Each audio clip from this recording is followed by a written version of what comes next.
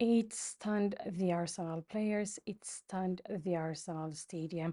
ጋዜጠኛው የማንቸስተር ዩናይትዱ ተጫዋች ፓትሪክ ዶርጉ ለማንቸስተር ዩናይትድ ባለፈው ሳምንት ከአርሰናል ጋር በነበራቸው የፕሪሚየር ሊግ ጨዋታ ሁለተኛውን ጎል ሲያስቆጥር የተናገረው ነው። ጀርሚ ዶርጉ እዚህ ጋር ነበረ። ከዚህ ኳሱን መቶት አገባው። በጣም የሚያምር ጎል ነበር። ከዛ እሱ ምን አለ? ኢት ስታንድ the Arsenal players ኢት ስታንድ the Arsenal stadium በማለት ነው የተናገረው። ስለዚህ እኔ ትርጉሙን ከመንገሪ በፊት እናንተ ይህን ቪዲዮ ፖዝ አድርጋችሁ ትርጉሙን እንድገምቱት እፈልጋለሁኝ። ስለዚህ ትርጉሙን ገምቱት፣ ፖዝ አድርጉት። እሺ እንቀጥላለን። ስለዚህ አሁን እዚህ ጋር በተደጋጋሚ የተጠቀመውን ቃል እያያችሁ ነው አይደለ? ስታንድ የሚለው ቃል አለ። ኢት ስታንድ፣ ከዛ በድጋሚ ደግሞ ኢት ስታንድ። ስለዚህ ግን እዚህ ጋር ስታን ያደረጋቸው ሁለት ነገሮች ናቸው።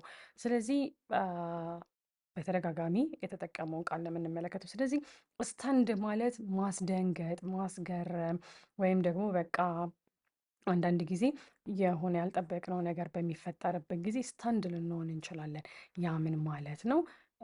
እኛ ያልጠበቅነው ነገር ሆነ ወይም ደነገጥን ወይም ሰርፕራይዝድ ሆንን ተብሎ ሊገለጽ ይችላል ማለት ነው። ስለዚህ ለማንኛውም በዚህን ሰዓት ላይ የዶርጉ ጎል የአርሰናል ፕሌየሮችን ወይም ደግሞ የአርሰናል ተጫዋቾችን ስተን አደረገ በሚልበት ጊዜ የአርሰናል ተጫዋቾችን አስደነገጣቸው ወይም ያልጠበቁት ነገር እንደተፈጠረ ነው የሚገልጽልን። በድጋሚ ደግሞ እዚህ ጋር ኢት ስተንድ ዚ አርሰናል ስቴዲየም ይለናል። ስለዚህ እዚህ ጋር ጨዋታው የተካሄደው ኤምሬትስ ስቴዲየም ላይ ነበረ። አርሰናሎች ባለፈው ሳምንት ማንቸስተር ዩናይትድን በሜዳቸው ነበረ ያስተናገዱት። ከዛ ግን ያው ጨዋታውን አሸንፈው መውጣት ሳይችሉ ቀርተዋል። 3-2 በሆነ ውጤት ተሸንፈዋል ማለት ነው። ስለዚህ አሁን እዚህ ጋር አንደኛ የኮሜንታተር ይሄ ስታንድ የሚለውን ቃል በተደጋጋሚ እንደተጠቀመው እንድትመለከቱ ትፈልጋለሁ። ስለዚህ ኢትስታንድ እያለ ነው የሚያወራው። ስለዚህ እዚህ ጋር ያው ሁለቴ ማለቱ ምን ያህል የእሱ ጎል ያለውን ተጽዕኖ ለማሳየት ሞክሮ ነው። ከዛ በተጨማሪ ደግሞ ስሜቱንም አንድ ላይ ለመግለጽ ፈልጎ ነው ማለት ነው። ምክንያቱም አንተ ደፍተሪ ቃላትን የምንጠቀመው ያው ስሜታችንን ለመግለጽ አይደለ ወይም መልእክት ለማስተላለፍ።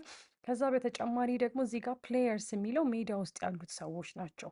ሜዳ ውስጥ ያሉት ሰዎች እነማን ናቸው? እነዚህ ቀይ ማሊያ ያደረጉት የአርሰናል ተጫዋቾች ናቸው። ስለዚህ ኢት ስታንድ ፕሌየርስ ያው ሁለቱንም ቡድኖች ያካትታል። ከዛ ግን ዲ አርሰናል ፕሌየርስ በሚልበት ጊዜ የአርሰናል ተጫዋቾች ማለቱ ነው። ከዛ ጨዋታው የት ነበር የተካሄደው? የአርሰናል ስቴዲየም። ስለዚህ ኢት ስታንድ ዚ አርሰናል ስቴዲየም በሚልበት ጊዜ ደግሞ ሁሉንም ሰው ደጋፊዎች፣ ስታፉ፣ ሙሉ ስቴዲየም ውስጥ ያለው ድባብ በሙሉ ኢት ዋዝ ስታንድ ማለት ነው። ስለዚህ ያው አንድን ነገር በደንብ አጉልተን ማሳየት ከፈለግን እዚህ ቸከቸኩትን ላጥፈውና ማሳየት ከፈለግን አንዱን ቃል ደጋግመን ልክ እንደዚች ቃል ወይም ልክ ኮሜንታተሩ እንደተጠቀመው ማየት እንችላለን። ከዛ በተጨማሪ ያው ስቴዲየም በአማርኛም ስቴዲየም ነው፣ አርሰናል ስቴዲየም። ማንቸስተር ዩናይትድ ላይ ቢሆን ደግሞ የማንቸስተር ዩናይትድ ስቴዲየም ተብሎ ሊገለጽ ይችል ነበር።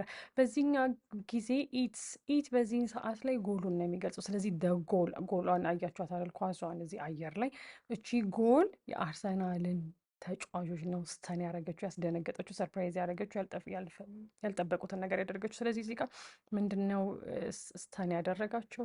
ጎል ዶርጉስ ጎል። የእጅ ጽሁፍ የእጅ ጽሁፍ ገዜ የተሻለ ነው። ስለዚህ የዶርጉ ጎል እነሱን ስተን አድርጓቸዋል። ዶርጉን ሳይሆን ምክንያቱም ዶርጉ ሂስታንድ ነበር የሚሆነው ሰዎችን ኢት ስለማንል። ስለዚህ ጎል ኢት ስታንድ ፕሌየርስ ተጫዋቾቹን ስተን እንዳደረጋቸው ነው በዚህን ሰዓት ላይ እየገለጸ ያለው ማለት ነው። ስለዚህ ለምሳሌ ይህንን ስተን የሚለውን ቃል ገልብጠ ነው አረፍተ ነገሩ ምን ሊሆን ይችላል መሰላችሁ? ለመጻፍ እሞክራለሁኝ። ስለዚህ ለምሳሌ አርሰናል እዚህ ጋር እኛ እንትን የምንለው ከዛ በኋላ እዚህ ጋር ከዚህን ጀምርና አርሰናል ፕሌየርስ ሌላ አረፍተ ነገር ለመስራት የሚጠቅመን ነው። የአርሰናል ተጫዋቾች ምን ሆኑ? እነሱ they were እንላለን። WERE እንጽፍና የአርሰናል ደጋፊዎች ምን ሆነዋል? they were stunned። ስለዚህ ይህ ሙሉ አረፍተ ነገር ይሆናል ማለት ነው። ስለዚህ እችኛዋ ከሚለው ጀምሮ እስከ ፕሌየርስ ድረስ ያለው ይሄ የአረፍተ ነገሩ የመጀመሪያ ክፍል ይሆናል። ከዛ ሁለተኛው ክፍል ደግሞ ወር ደግሞ ዌር እችን ሁለተኛዋን እንጨምራታለን። ስለዚህ እነሱ ምን ነበሩ? they were stunned ስተንድ ነበሩ ብለን በዚህ መግለጽ እንችላለን ማለት ነው። ስለዚህ ይሄ ምን ማለት ነው? ኖባዲ ኩድ ብሊቭ ኢት፣ ማንም ሰው ይህንን ማመን አልቻለም የሚል ትርጉም ሊኖረው ይችላል። ስለዚህ ሌላ ለምሳሌ ኢት ስታንድ፣ እዚህ ጋር ኢት ስታንድ ዲ አርሰናል ፕሌየርስ ብሎናል አይደል? የአርሰናልን ደጋፊዎች ስተን አረጋቸው፣ አስደነገጣቸው አይነት ትርጉም። ከዛ ኖ የአርሰናል ስቴዲየም። ስለዚህ አርሰናል ስቴዲየም ውስጥ ምንድን ነው ያለው? ደ ክራውድ ብለን ልንገልጽ እንችላለን። ስለዚህ ክራውድን ስንጽፈው ሲአር ክራውድ ኦ ደብሊው ዲ፣ ቀይ መልሽ የተጻፈው መሰለኝ ጭምልቅልቅ ስላለ አይታያችሁም። ስለዚህ ክራውድ ለምሳሌ ደ ክራውድ ወዝ ስታንድ የሚል ትርጉም ካለን፣ ኦር ደግሞ ጎሉ የጀርሚ ዶኩ ጎል ኢት ስታንድ ዲ አርሰናል ስቴዲየም አንዱ ኦፕሽን ነው። ዲ አርሰናል ስቴዲየምን እነኚህን ሶስቱን ቃላት በምን መተካት እንችላለን? ዊዝ ደ ክራውድ። ስለዚህ እዚህ ጋር ኢት ስታንድ ዘ እንዳለ ይሆናል።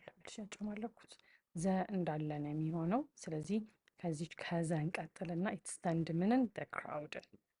ስለዚህ ክራውዱን ስታንድ አደረገው ማለት ነው። ስለዚህ በቃ የሆነ ያልጠበቃችሁት ነገር ሲፈጠር ሰርፕራይዝድ ከሆናችሁ ስታንድ ሆናችሁ ተብሎ ሊገለጽ ይችላል። ሌላኛው ያው አንዱ ትርጉሙ ሾኪንግ ነው አላልኳችሁ? ለምሳሌ ኢትስ ሾክድ ብለን ልናወራ እንችላለን። ሾክድን ስፔል ስናደርገው SHOCKED፣